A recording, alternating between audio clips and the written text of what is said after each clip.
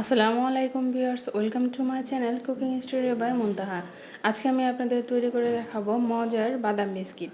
তো চলুন দেখে নিই এই মজাদার বাদাম বিস্কুট তৈরি করতে আমাদের কী কী উপকরণ লাগছে এবং কিভাবে তৈরি করতে হয়।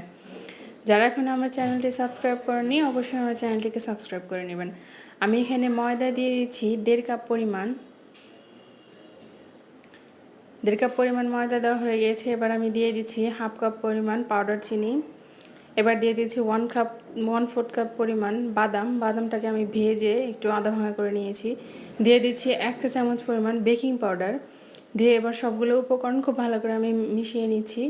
এবার আমি নিয়ে নিচ্ছি 1/2 কাপ পরিমাণ আমরা যে রান্নায় তেল ব্যবহার করি সেই তেলটা আমি অল্প অল্প করে তেল দিচ্ছি আর মাখিয়ে নিচ্ছি। ভিউয়ার্স, এখানে কিন্তু আমার 1/2 কাপ তেলে হয়নি, 1/2 কাপ আর 3 টেবিল চামচ পরিমাণ তেল লেগেছে।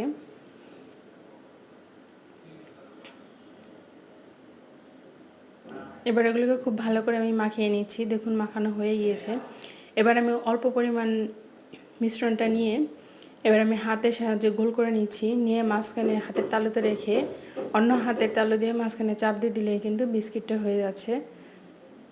দেখুন কিভাবে তৈরি করতে হয়, দেখলে আপনারা বুঝতে পারবেন।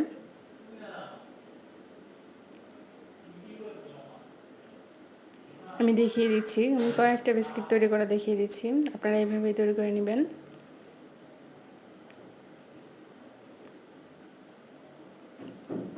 এবার আমি এর মধ্যে বাদাম দিয়ে দিচ্ছি। আমি একটু বিস্কিটের মাঝখানে একটু গোল করে দিচ্ছি, একটু ট্যাপ করে দিচ্ছি। দিয়ে এবার আমি 2টো করে বাদাম এর ভিতরে দিয়ে দিচ্ছি। দিয়ে একটু আঙ্গুল দিয়ে চেপে দিচ্ছি যাতে বাদামটা বাইরে বের না হয়ে যায়। একটু চাপ দিয়ে বসিয়ে দিচ্ছি। দেখুন তৈরি হয়ে গিয়েছে। এবার আমি একটি বেকিং ট্রে নিয়েছি। ভিউয়ার্স, আমি এই বিস্কিটগুলো ওভেনে বেক করব, সেজন্য আমি বেকিং ট্রে নিয়ে তেল ব্রাশ করে দিয়েছি। এবার বিস্কিটগুলো ট্রের মধ্যে দিয়ে দিচ্ছি। আপনারা চাইলে এই বিস্কিটটা কিন্তু আপনারা চুলায় তৈরি করতে পারেন। কীভাবে তৈরি করতে হয় সেটা আমি পরের রেসিপিতে দেখিয়ে দিব। দেখুন সবগুলো বিস্কিট হয়ে গেছে। এবার আমি ওভেনে দিয়ে দিচ্ছি। আমি উপরে নিচে তাপমাত্রায় 180 ডিগ্রিতে দিয়ে দিচ্ছি 20 মিনিটের জন্য। দেখুন বিস্কিটগুলো বেক হয়ে গিয়েছে। এবার আমি বের করে নিচ্ছি।